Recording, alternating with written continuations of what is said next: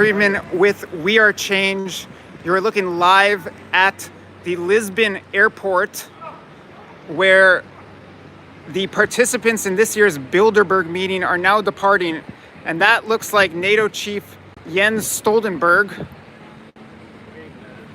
who is in the blue walking into the airport terminal right now.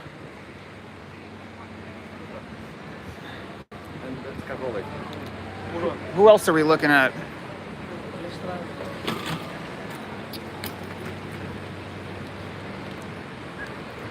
This guy now.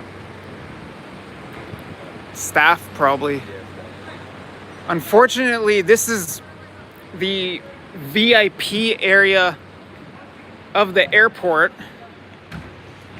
So you can see there's police presence here, and we are not allowed to go any closer. So we can't go right up to Mr. Stoltenberg, the head of NATO, who's now inside the airport terminal, nor the other VIPs who have been arriving here, including, I saw someone mention in the chat, someone was asking if Chrystia Freeland of Canada is here. And yes, she was here, and she departed through this same exact entrance, or entered the terminal this same exact way that Stoltenberg just did.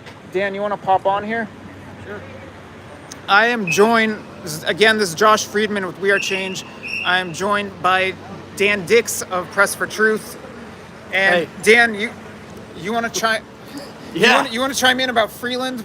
Yes, indeed, Freeland was here. We ended up catching her at a dinner shindig schmoozing event last night at this huge palace. Managed to, shout at her a little bit, and then got a shot of her exiting out of this car and running, making her getaway into the private VIP area of the airport here. So yes, Deputy Prime Minister of Canada is here, despite it not being on her official itinerary.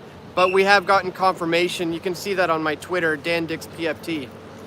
And for those in the American audience and elsewhere in the world, what is so significant about Freeland, and maybe what is she up to here at Bilderberg in Lisbon? Well, Freeland's been around. She becomes minister of this, minister of that.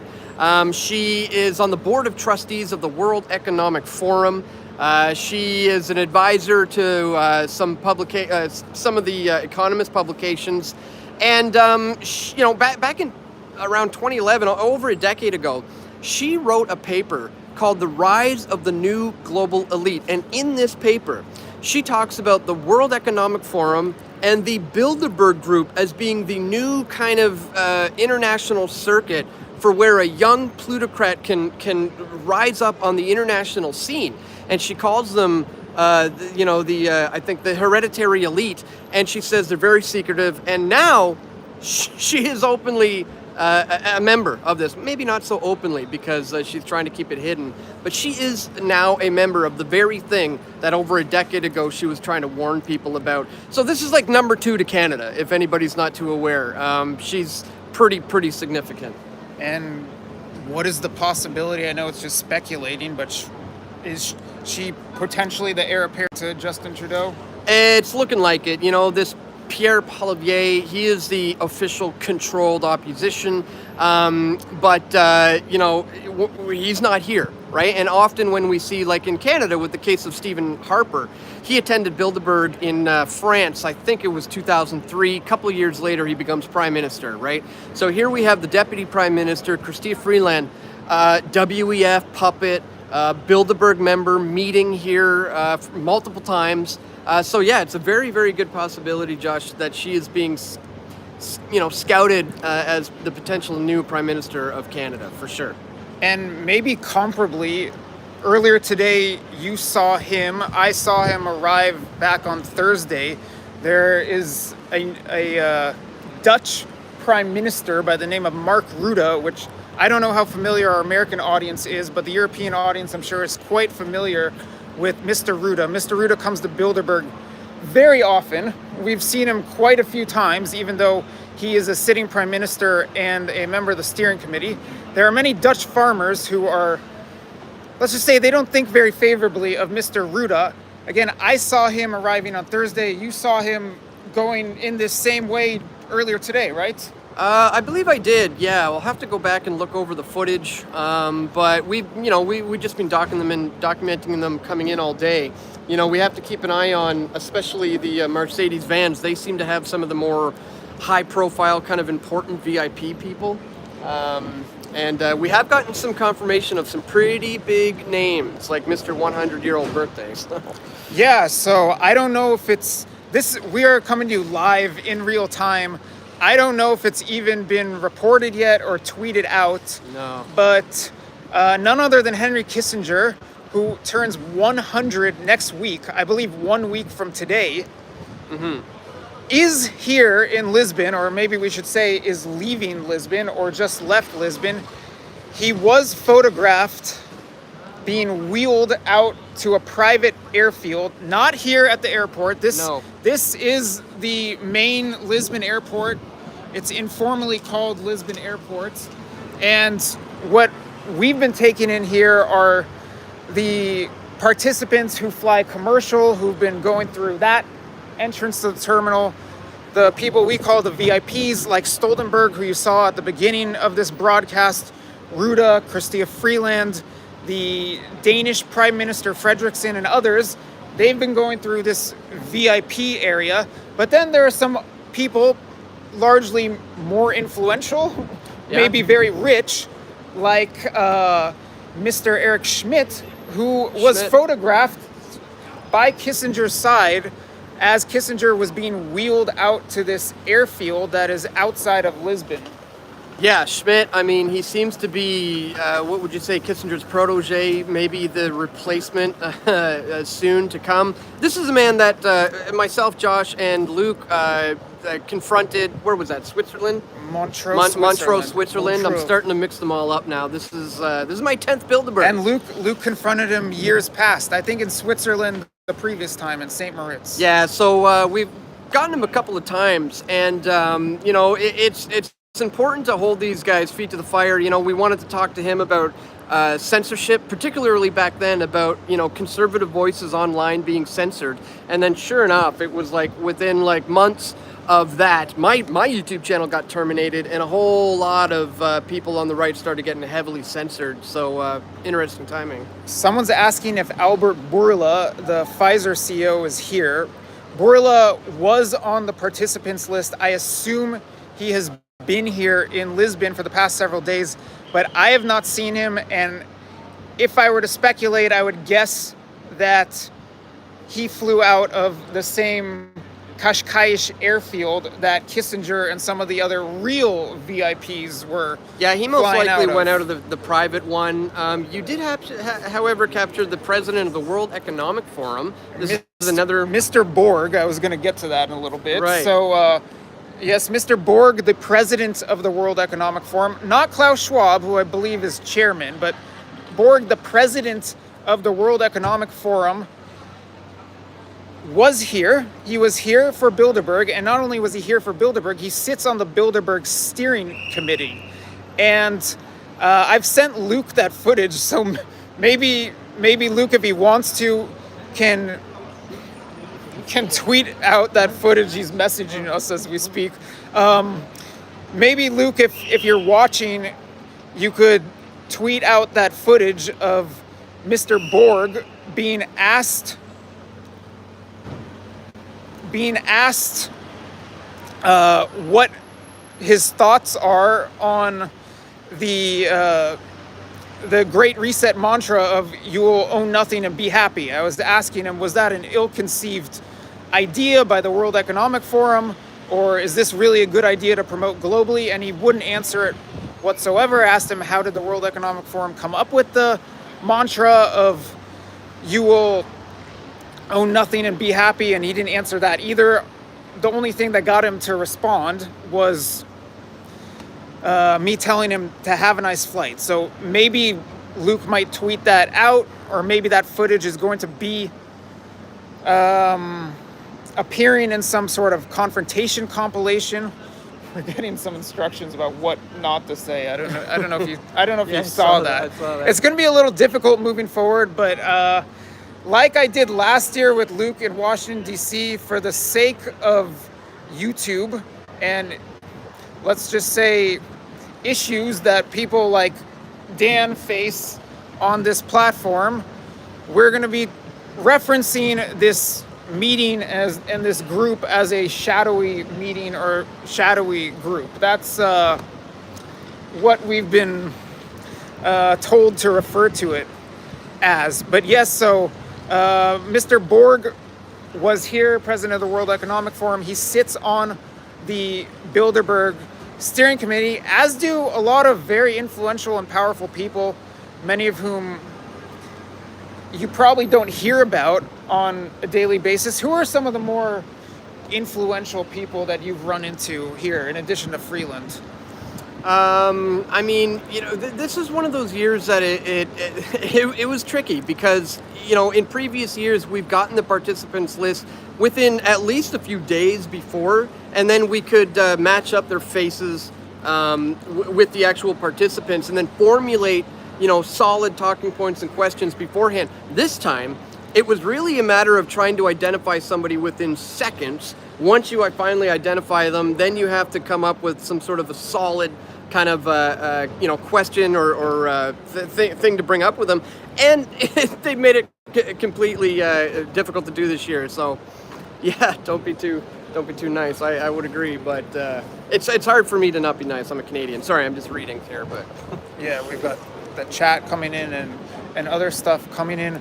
I saw Paul Ochleitner, who is another Bilderberg steering committee member, and he is has a position, I forget whether it's on the board or what, with Deutsche Bank, and I just asked him about Deutsche Bank's very recent, as we have, we have members of Kuleba's entourage out here. Let's flip the camera around. yeah, there seems to be. So this woman who's dressed in Ukrainian attire arrived here with the foreign minister of Ukraine, Dmytro Kuleba.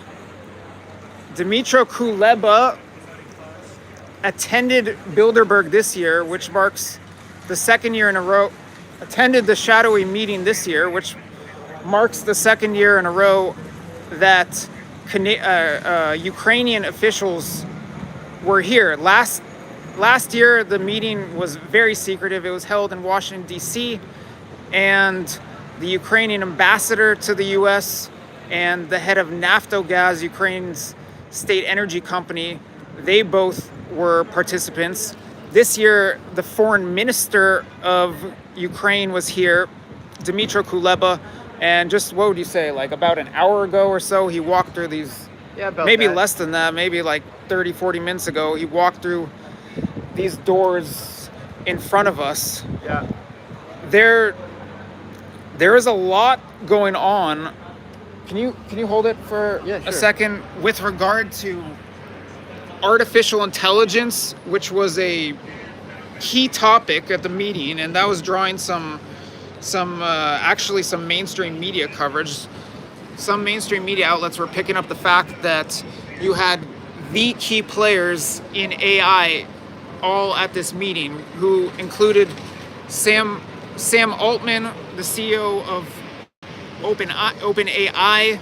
You had Habasis, the CEO of Google DeepMind, which is a direct competitor of OpenAI, and Kissinger and Schmidt had just written, or a year or two ago, wrote a book about artificial intelligence. Do you want me to grab our source so he can tell the story if we could get him to pop on, that would be great. Well, I'll go grab him and he can tell the story of how we got confirmation that it was here. The Microsoft CEO, Satya Nadella, was also here. So key players in artificial intelligence were here. And I was also going to say, in addition to artificial intelligence, everything related to NATO and Ukraine seemed to be very topical. And yesterday, sort of earlier today, I was able to identify a participant who was not on the participants list. The former Prime Minister of Sweden, who is currently the opposition leader and head of the Social Democratic Party, Magdalena Andersson, was out and about. I think you saw her at least once, Dan. Andersson was attending this particular meeting this year, and Sweden is trying to join NATO right now. They're following up Finland in an attempt to join NATO, but Turkey is holding up the Swedish bid to join NATO and not letting them join based on concerns they have related to Kurdish issues. Well, NATO chief Jens Stoltenberg, who you saw at the very beginning of this live stream, was here, as was the former Swedish Prime Minister Magdalena Andersson. And also with regard to Sweden, and I tried asking Ms. Andersson repeatedly about whether they're discussing their NATO accession process here at. Yeah, so what I was about to bring up is that yesterday, as I was peppering Ms. Andersson with questions about whether NATO and Turkey and Sweden are being discussed, and Sweden's bid to join NATO were being discussed at the meeting, and she would not answer it. And she was walking with someone whom I did not recognize, and it turns out he was not on the participants list, but he was a participant.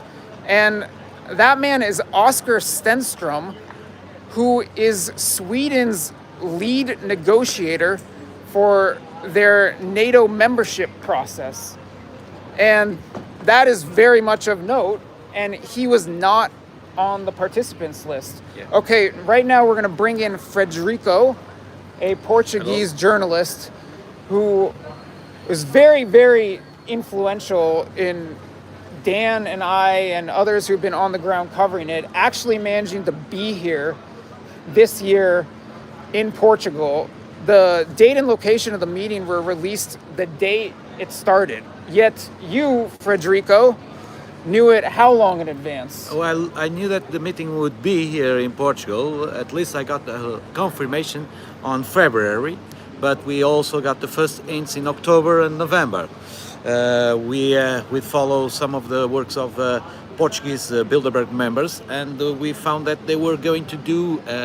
They made a business company to organize an event called Build 2023. When we found out, we start looking with the dates and some of the hotels that could be booked, and then we found that the hotel which really happened had been booked, and this was already in November. Then I confronted Durão Barroso, and I just asked him, is Lisbon going to be the place for the Bilderberg meeting and this year? For the American audience, Barroso is the former president of the European Commission. Yeah, the former president Goldman of the European Sachs Commission, International, Goldman Sachs, and member of steering committee, former Portuguese prime minister, and since 2015 he succeeded to Balsemão, another very long time standing Bilderberg member, and which organized the 1990 event here in Lisbon. So we knew that was going for sure here in Lisbon, and that's how I got in touch with Dan and you, Josh, for you to guys be here and to do this amazing job that we were able to stand together since day one when we start waiting for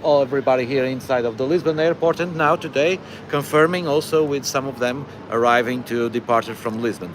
And in this moment we're speaking of, maybe the General Secretary of NATO is talking with the Minister of Foreign Affairs of Ukraine. They probably are in the same place now here in the airport waiting for the plane to go for each place.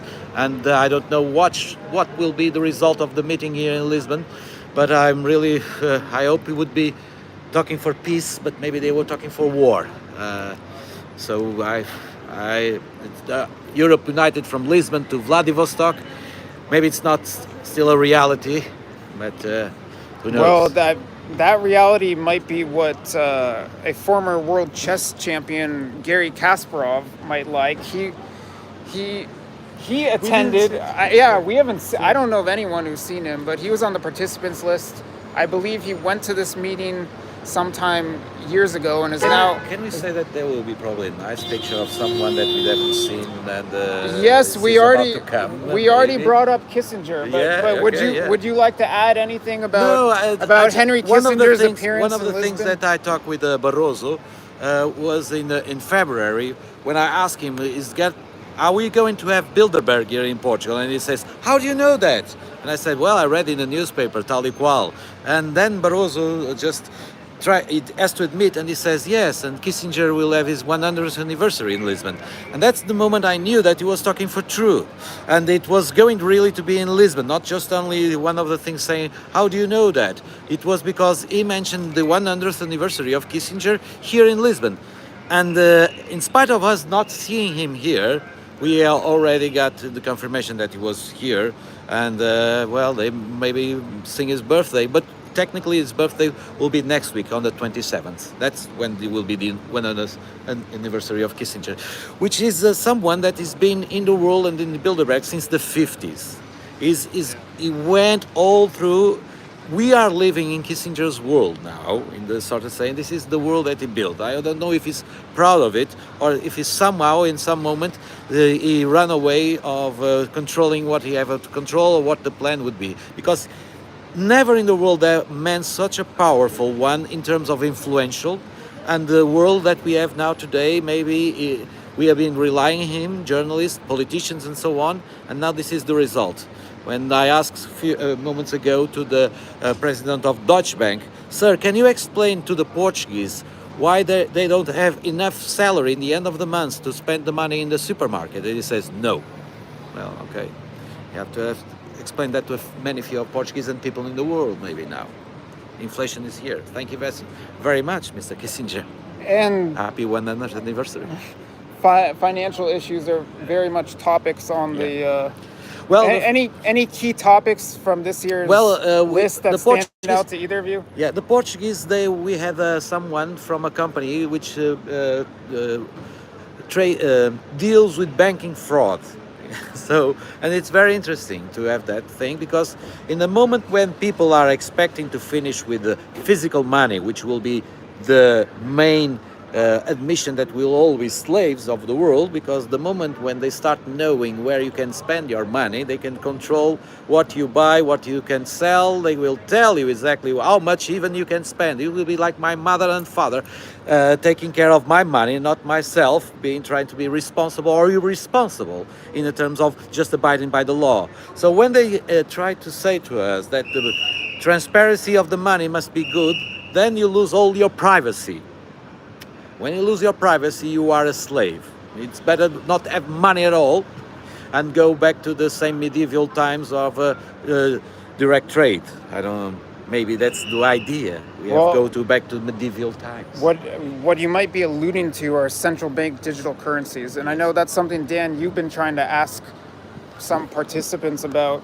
Yeah, well, I mean, I think it's gonna be a big topic for this year. It's something we know they're already working hard on, and when you have so many, economists and people like that here, of course, they're discussing that at this point.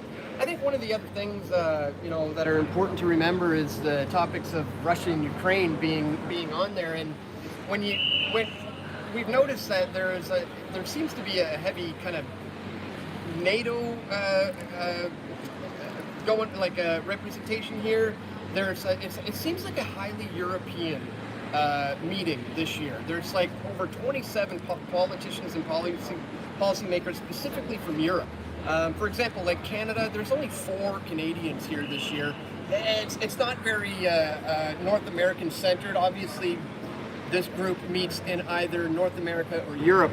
But this particular meeting for me seems like it was very European leaning, and obviously because we're in the midst of this war. So I think that's what they're discussing.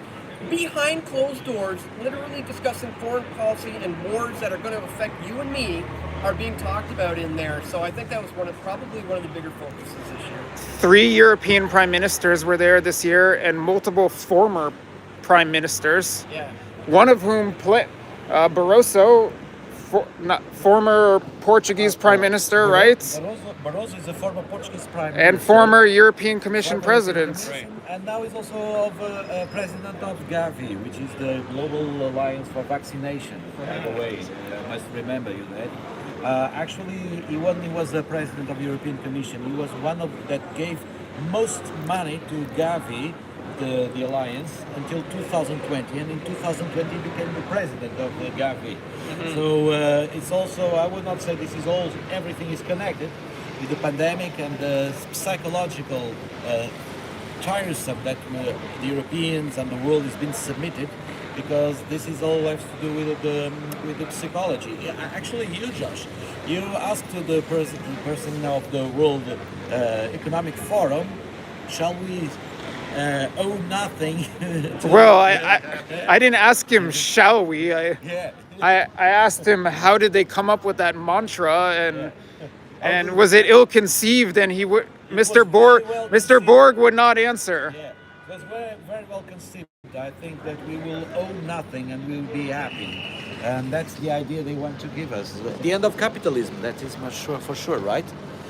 Well, if you don't own nothing, it's the end of the capitalism. It's debatable because That's communism almost. Yes.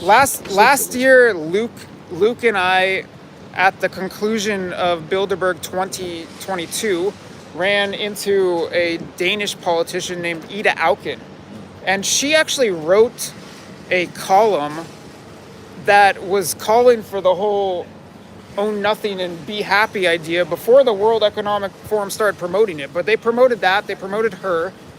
And it's interesting because there are members of the group, or we should say there are people who regularly attend Bilderberg who have those very environmentalist leanings, who some might say have socialist They leanings, are so but worried with us, so worried, and they are like a wise man there in the mountain. They can go and they know what is best for us. We don't know what is best for us. But you also have We don't know. We you are not also have informed. major oil executives at the meeting. In the Portuguese the Portuguese representatives this year was the president of the electricity company and the oil company representatives, and also the representative of that startup or a financial banking fraud, which is worrisome for me, because the rising prices of the oil and electricity in Portugal, along with the lack of money to buy food in the supermarkets, it is coming up.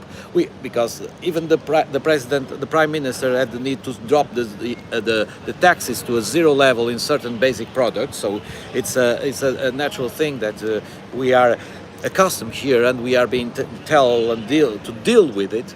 So when you have the Deutsche Bank president with the president of the electricity company and the oil company, and the NATO and the green energy, all at the same time, speaking with themselves, networking with themselves, like a team building of the leaders of the world. I mean, what is the use to vote? What is the use, even if you don't vote? The parliament of your country probably would not be empty with the same percentage of abstentionist votes. Here in Portugal, we have like 40% of people that don't vote, with an abstention of 40%. But the Portuguese parliament is not with 40% of the seats free. So in terms of a dictatorship and democracy, when you compare with it, you come to the conclusion that the dictator, he fears democracy. That's why he doesn't want to have it. And the people that speak big words about democracy, I think they control the democracy with their journalists. And you are the best journalists in the world, because if you are following the highest level peoples in the world, and you are the only ones, you are the only journalists in the world. That's what I see. I don't see CNN here showing the NATO General Secretary having a meeting with the Minister of Foreign Affairs of Ukraine here in Lisbon. Dan, did you see any mainstream press Well, on the I outside? can tell you exactly who was here. Bloomberg was here. The Atlantic was here. The Financial Times was here. And The Economist was here. Unfortunately, they all happened to be on the inside of the meeting. So at one point, there was, those are some of the major ones. There were more journalists on the inside of the building than there were on the outside. Again, that should say a lot, about the level of secrecy, how they're under the rule of Chatham House rules. We got an opportunity to speak with a couple of media moguls, the editor-in-chief of The Economist, and also Zanny Minton-Beddoes. Zanny Minton-Beddoes, and Matthias Dopner. He is basically Head of Axel Springer. which is a huge media mogul In and Germany. In Germany, and he just said, it's important for open and frank discussions for people to be able to talk off the record, and I said, well, doesn't that cause some issues when it comes to the secrecy? And he's like, basically, in a nutshell, he said there's a time for transparency and there's a time for no Why don't we transparency. move a little under the? Yeah. It's raining Starting to here rain in quite a bit. Lisbon, and they were walking with Micklethwaite, the top editor at Bloomberg, Yeah. and who is this? Who is this? Rahman, Financial Times. Oh, speaking. Come on, Dan. Come.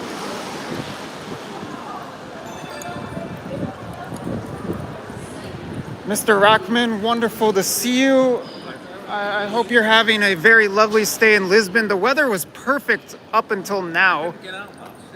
What, the past few days it was so sunny and so nice outside. I'm from the US. I am a journalist, and right now I'm reporting for We Are Change, and it was just perfect timing because we were just discussing journalists on the inside and the outside of the conference, and you're on the inside of the conference. Could you tell us, will you be reporting on it? No, I use it to kind of inform my coverage, but I don't directly. So what maybe should the public take away from this meeting that just took place? The foreign minister of Ukraine was here. Henry Kissinger, who's turning 100, was here. You had the CEOs of OpenAI, the CEOs of Microsoft, of their competitor Google DeepMind. What should be the takeaway from this? I don't think you can have a single takeaway, but it gives you a sense of what they're talking about. But Mr. Rackman, the Bilderberg follows Chatham House rules, which I'm sure you're very familiar with because they comes from the United Kingdom. Mr. Rackman, Chatham House rules allow you to disclose what took place, just not with attribution. So could you tell us a little bit? Big discussion of AI. Okay, so that's about it. And let's bring Dan back on. Yeah. So Mr. Rackman says that what took place, a big discussion about AI. What are your thoughts about that? I mean, this is how it goes here at Bilderberg. You have like 2 seconds to formulate some thoughts and questions, but that one was almost like meant to be, because we were literally in the middle of discussing this very issue. And one of them, who was on the inside, whom are some of the ones I just named, walks right past us. So what better of a time to ask them about Chatham House rules, secrecy, the lack of transparency, and luckily you got a candid interview out of the man, which is rare around here these days. And But I have to tell you, one of the things that he says is, it's good to know how they think. Like if he doesn't know how they think, and he's going to be writing now about what they think and how they think, or is just going to see, they think one way, but they say another thing, but I only say whatever they say to say, but I keep the thinking of what they think to me. What is his responsibility as a journalist to hide things from the people? And take Federico, you can fact check me on that, but Gideon Rackman is the chief foreign affairs writer for the Financial Times, right? Do I have that? I have that correct? Well, I have.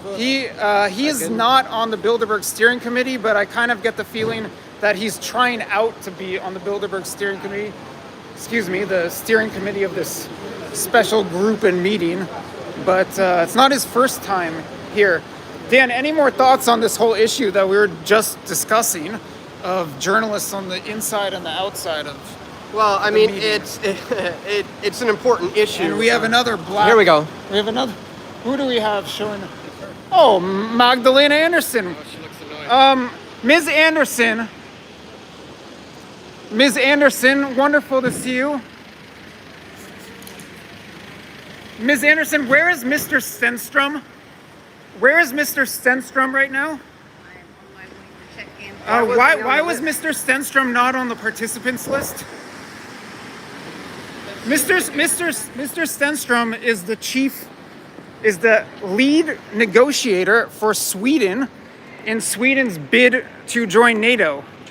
And he was here at the meeting with you, the former Prime Minister of Sweden, and Jens Stoltenberg, the NATO chief. Was Ms. Marin here also? She was on the participants list. You can contact my press secretary. I would love to. I would love to. One comment, please, about your talks with regard to Sweden's NATO bid here at Bilderberg. One comment, please. That my press secretary would be very helpful if you contact her. What about Discrepancy in the participants list. Mr. Stenstrom? Oscar Stenstrom? How can we get a hold of him? Contact the government offices. And will the participants list be amended to include him?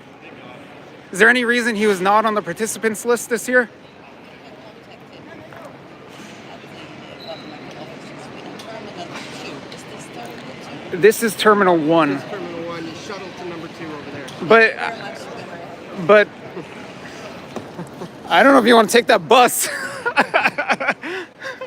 Wow. Okay. Where were we? So I was trying to explain that earlier. Yeah. So basically, Let me get over to this side.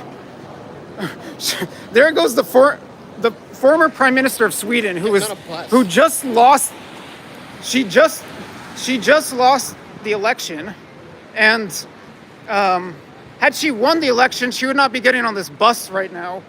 She would be heading over to the VIP area over here. But this is a real live look at what happens to you when you're a European Prime Minister and you lose your re-election bid.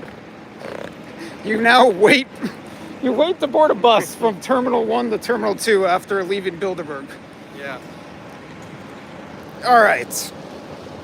Well, she didn't really want to elaborate on the discrepancy within the participants list, and that's an important thing. That's what we're here to document to a large extent, is that sometimes there's people who show up here who are not publicly on the list, and when you figure out who the guys who are here who are not on the list, you start to get a better understanding of the actual things that are being discussed, the actual topics on the agenda. Forget about what's publicly released by the group.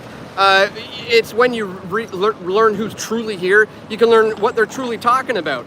And when they're going on about, Russia, Ukraine, NATO secretly, with the former Prime Minister of Sweden,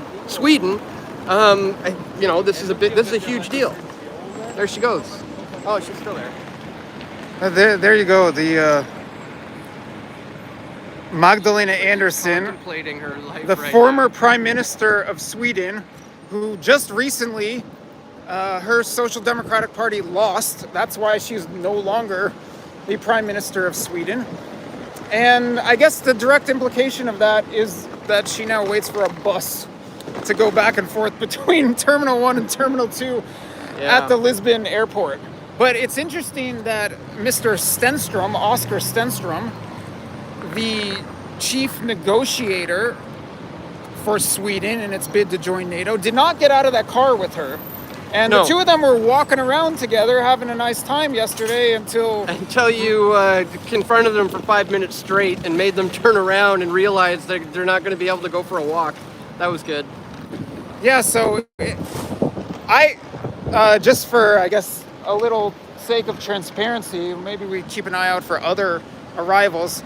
A few hours ago, I put in, who do we have over there? Guy in the white shirt.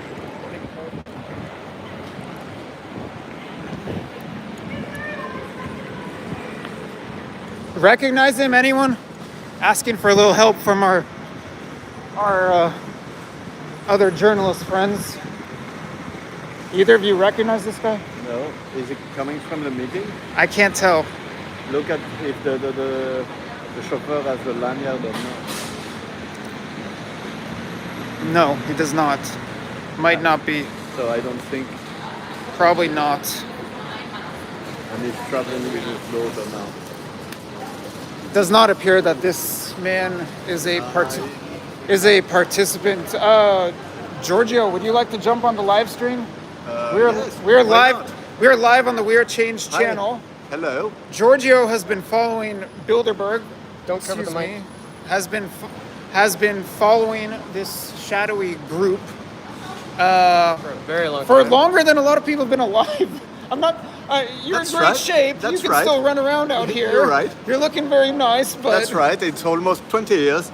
It will be 20 years next year. So yeah, I am one of the veterans. This is the OG right here. And you've seen so many things, but what are some of the things that stand out that you've seen over the last 20 years? Ooh, Following quite around a lot. It's this difficult now to organization and its meetings. quite a lot. I cannot really answer now because it's several hours we are here and very tired. And well, actually, today we filmed quite a lot of things. I Yeah. think. Just to maybe add something about Gideon Rachman of Financial Times. The first time he attended, it was as a rapporteur of the meeting, and then he has been invited as a guest because, well, I think they appreciate the way he's writing and the quality of his work. And for those of you who don't recall, Gideon Rachman is the man we were just Absolutely. having a conversation with inside the airport, who is a journalist but will not report on the meeting. But what did he tell us, Dan? He said that he had some good discussions and they talked about AI. The guy just now in the airport. Yeah, Gideon Rachman. He basically said it was it was a good opportunity to have discussions. They did discuss artificial intelligence. I mean, that was probably one of the top things on the list. There's always a lot of big tech guys being represented there. We had the opportunity to talk with Alex Cartman. Alex and- Karp.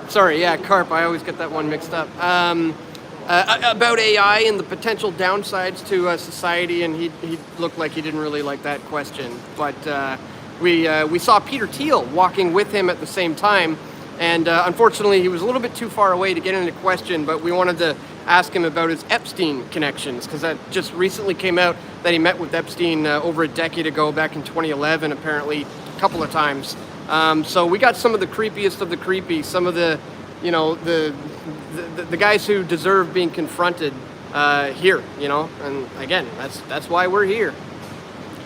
Karp and Thiel have been on the steering committee for a while. Thiel longer than Karp. How long has Thiel been on the steering committee? Thiel has been co-opted, if I remember well, in 2009. The first tech who was involved was Craig Mundie of Microsoft, and then it was around 2003, and he was co-opted also in the steering committee. And Peter Thiel attended in 2009, and after that all the others followed. And one might say that his counterpart within this group and on the steering committee is Eric Schmidt, who was photographed at Kissinger's side just a couple hours or so ago as Kissinger was being wheeled off at a private airport or airfield. And Schmidt is who a lot of people say is the heir apparent to Kissinger. The two of them have co-authored a book together on artificial intelligence. Go figure. Schmidt said that he met Kissinger at one of these meetings, and since then, Kissinger appears to have become a mentor to Schmidt. Yes, I think we can say that. At least from a Bilderberg perspective, yes. So those are some of the key tech players, and there really were so many. Again, the CEO of Microsoft, CEO of Google DeepMind, CEO of OpenAI, who had just testified before Congress a day or two before coming here. That's Sam Altman. He was here, and that's what was attracting a little bit of mainstream media coverage, at least in the US. But maybe Federico or either of you could speak. It seems like there's a lot more major media coverage, or maybe just influential media coverage of this meeting outside of the U.S., in Europe particularly. Federico, maybe do you want to speak to that? I just speak by the Portuguese press. So the Portuguese press, we had some news in the main newspapers, just saying that this was going to happen. One of them even said that there was a high security risk. That this was a meeting with high security, and the roads will be closed. Many important people will be there, and that's why we have level 3 out of 5 in the terms of security. So with this, yesterday we were just there having a smoke with guards, and I don't know what security they have. They were walking. That was buses pretty were- funny. Do you want to tell the story? Well, of who you- yeah. Well, I was yesterday. Well, I saw a person which I don't want to tell now because it could be this is a private thing, and sometimes you have when you are a journalist, Someone high-ranking in a government. some high-ranking in the government stepped out from the security line and came into our direction, passed through us, and stopped with a phone and smoking a cigarette, a little cigarette, not a cigarette. So I went to him and I asked if he had some light to light my cigarette. He gave it to me easily, smiling, and then he went away. Okay. And I remember him showing his phone to the guard. Maybe why was he showing the phone? Well, a moment later, a Uber that parked behind of us, and I remember he was showing the location of the place where he was because he was taking an Uber. He was leaving the meeting with no security, and we are talking about a high-ranking member of a government of Europe, and he just went away like that, and he had just given a smoke. Once in a while, we do see people come and going from the conference in taxis. For instance, we were just mentioning that we saw Peter Thiel and Alex Karp get out of a car together. It was not one of those formal black cars that drive up through the closed-off area up to the front of the hotel, but it did look like I don't know if we should talk about it. It did look like there were some people protecting Karp and Thiel. Karp and Thiel have been out for walks quite a few times during these meetings in the past, and I think Dan was referencing that before. Luke and I and Dan have run into them in the past. There was one time in Dresden in 2016 in which Peter Thiel actually stopped and talked with Luke and some others, and you can find that video on the We Are Change channel where Thiel gave somewhat of an explanation as to the secrecy of the conference, if you want to take it as that. But you can find that video and many other relevant confrontation videos on the We Are Change channel. And I know the comments have been pouring in about Luke. I know Luke, we puke.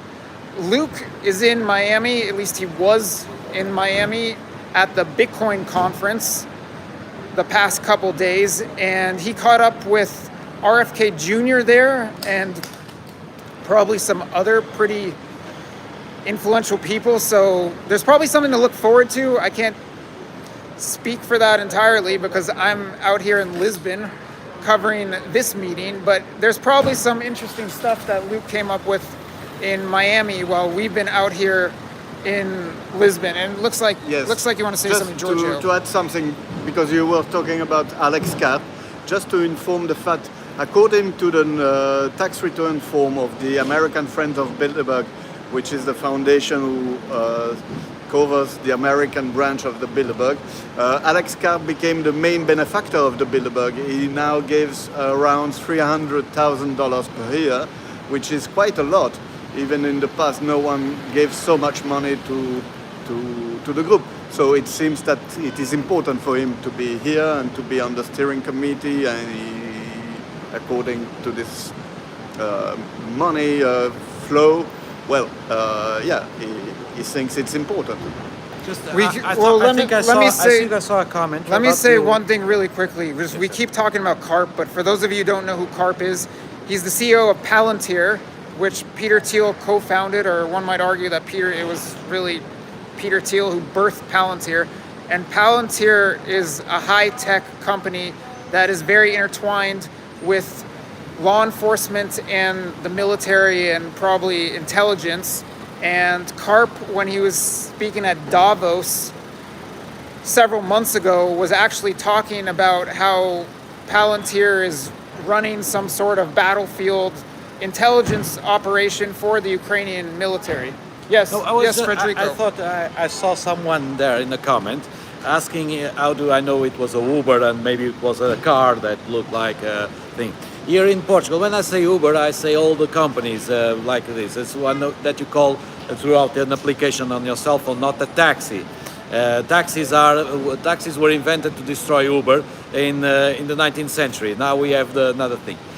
This is because you have to be registered. There's a sign saying that you are a vehicle that is used to be with an application, and that is a sticker that is there. So I saw the sticker of that kind of service. This was not an official vehicle that he was calling. He was calling just a normal vehicle, like we do all day in our normal lives.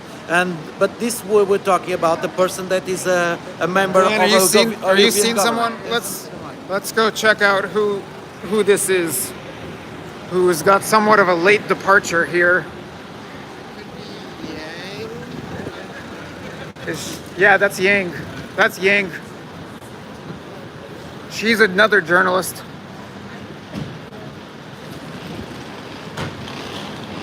Hello, Ms. Yang.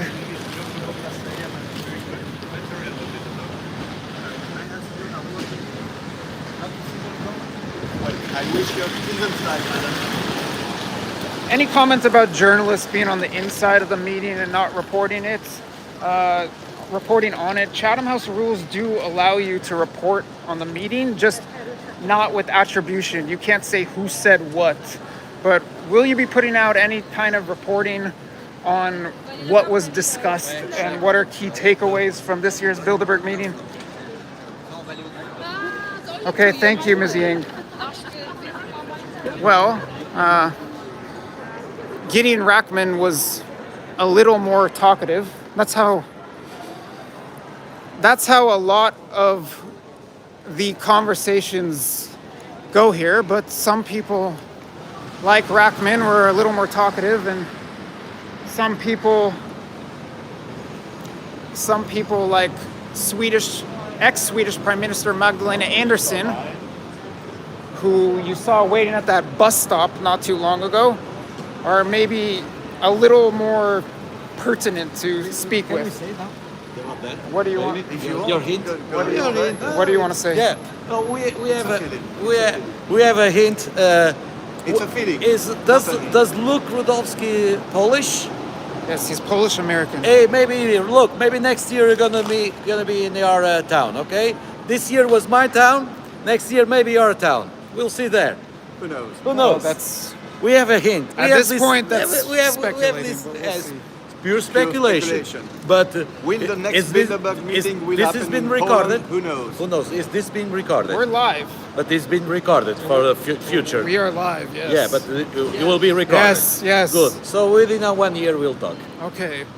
I think it's pretty safe to say it'll be back in Europe, Yeah. because we don't know for sure, but it was in Washington D.C. last year, and Or maybe Canada, because it's so much time they didn't Dan, Dan, when was the last meeting in Canada? Last meeting in Canada that I was at, that they had, was in 2006 in Ottawa. So what's that, 17 years ago now? We're going back. So I think Canada's due for one. Although this year there were only 4 participants, so it was very Canada light. But then again, maybe that's another reason why they're due for Canada next year, which would be great. Hi, Sean. For the audience members who were not tuned in at the beginning of the broadcast when we streamed Stoltenberg's arrival, but then got into other prominent people who were entering through that same way, who from Canada, who was this very noteworthy person that you saw from Canada here? Just to repeat about Freeland. Yeah, I mean, Chrystia Freeland was the most prominent Canadian that was here. She's obviously the Deputy Prime Minister. She used to be the Minister of Finance in Canada, for example. She is a co-editor of the Economic Times. She is board of trustees of the World Economic Forum.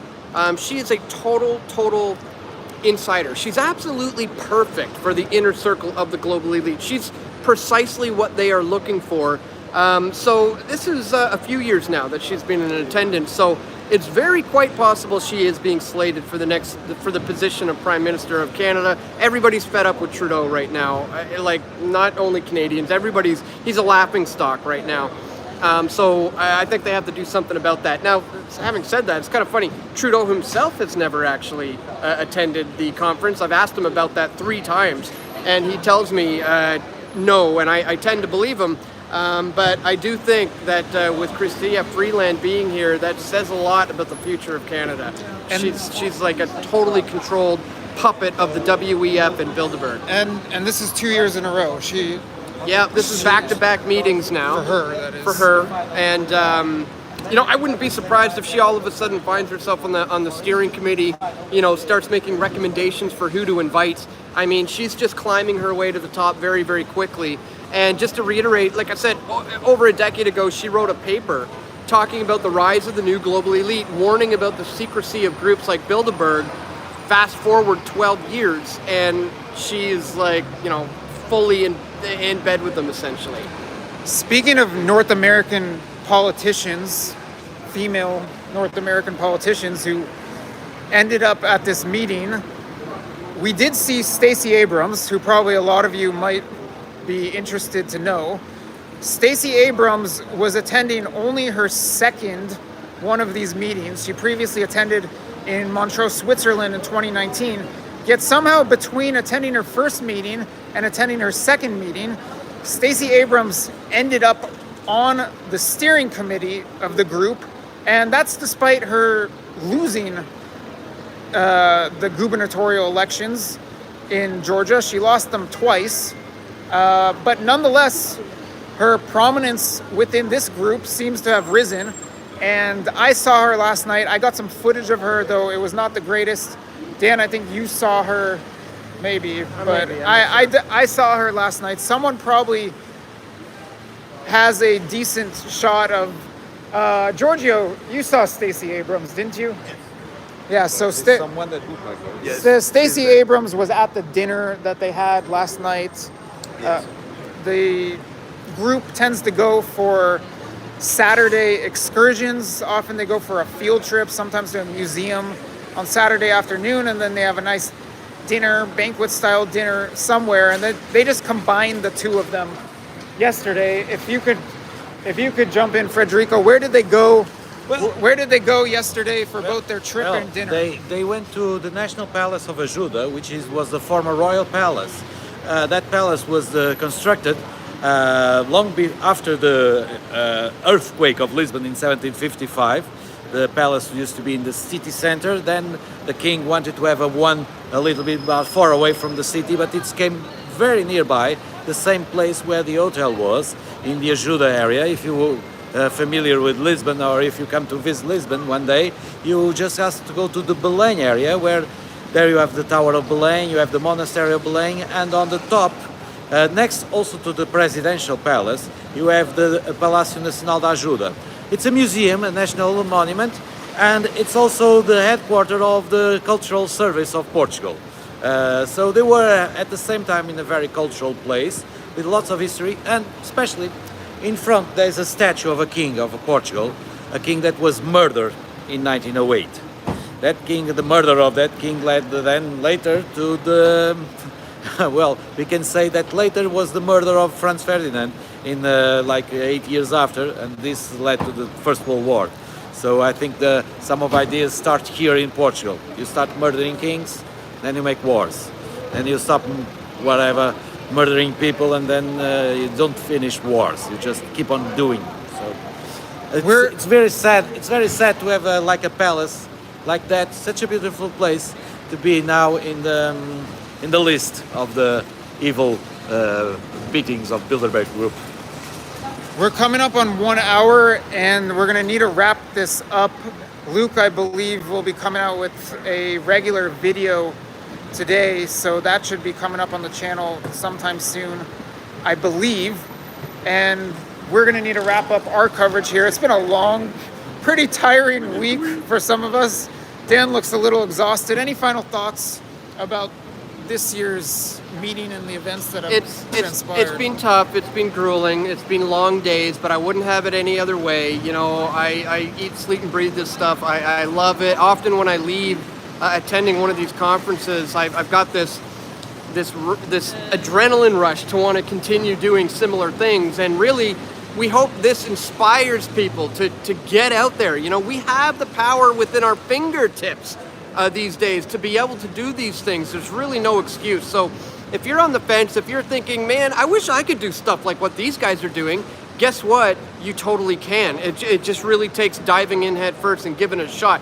Honestly, we need more people to come out and join us doing this. So I would encourage anybody who was maybe inspired by the stream or inspired by some of the coverage to take up the greatest weapon we have in the information war, which is the camera.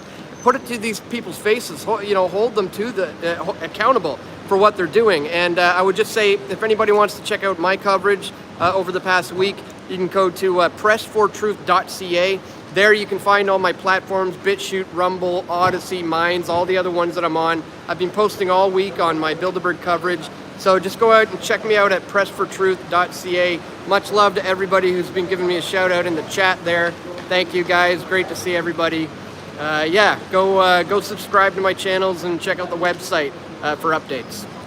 Thank you very much, Dan. You've been hard at work doing this since 2006, right? 2006 was my first one. It was 17 years ago. I've been consecutively since 2012, except for 2020 was canceled, 2021 was canceled, and last year, 2022, I was a prisoner in my own country because I was not vaccinated. So I wasn't able to join Josh and Luke last year, but the restrictions have been lifted. I'm back at it, back in the swing of things, and ready to get her done. Thank you. Last year, Luke and I were standing all by our lonesome selves outside of the Mandarin Oriental right in the middle of Washington, D.C., where the meeting took place, and it was just so bizarre that so many powerful, important people were meeting right in the center of Washington, D.C., and it got pretty much no news coverage, and there were just a couple of us, a couple journalists on the outside, but Luke and I had some fun with that. Someone's asking, are there any Turks there? Yeah, there were some Turks here, as there are every year. That video, or I should say that live stream, is still up on the YouTube channel, so if you go back and find the live stream from a year ago, you can see my coverage and Luke's from outside the Mandarin Oriental in Washington, D.C., and it's like Dan said, it's been a challenging week, but it's been a fun one, and we've done a whole lot, running into the president of the World Economic Forum, seeing the prime minister of multiple prime ministers, seeing the foreign minister of Ukraine, and not us here at this airport, but over at another airfield, someone got a fabulous shot of Henry Kissinger being wheeled away to fly out of Lisbon. And I think that's a fitting way to end it on this, which is basically the Kissinger 100th Bilderberg. He's 100 years old. He obviously hasn't been to the meeting 100 times, but and the number 69. But number 69. You have to mention the number 69. I think that's a very fitting way to end it. And maybe just one last thing. Check out Charlie Skelton's columns for The Guardian. Charlie is basically the preeminent writer about this event, and he actually manages to get published in major mainstream media, which is no small task. I know he works really hard and has been doing a fantastic job of covering it, and you might see that Kissinger photo in one of his articles sometime. So thank you so much to everyone who joined us with this very impromptu live broadcast. This has been Josh Friedman with the We Are Change, joined by Dan Dix and some other really hard-working, independent reporters out here in Lisbon, Portugal. Thanks a lot, and we're signing off for now, and stay tuned for Luke's upcoming reports.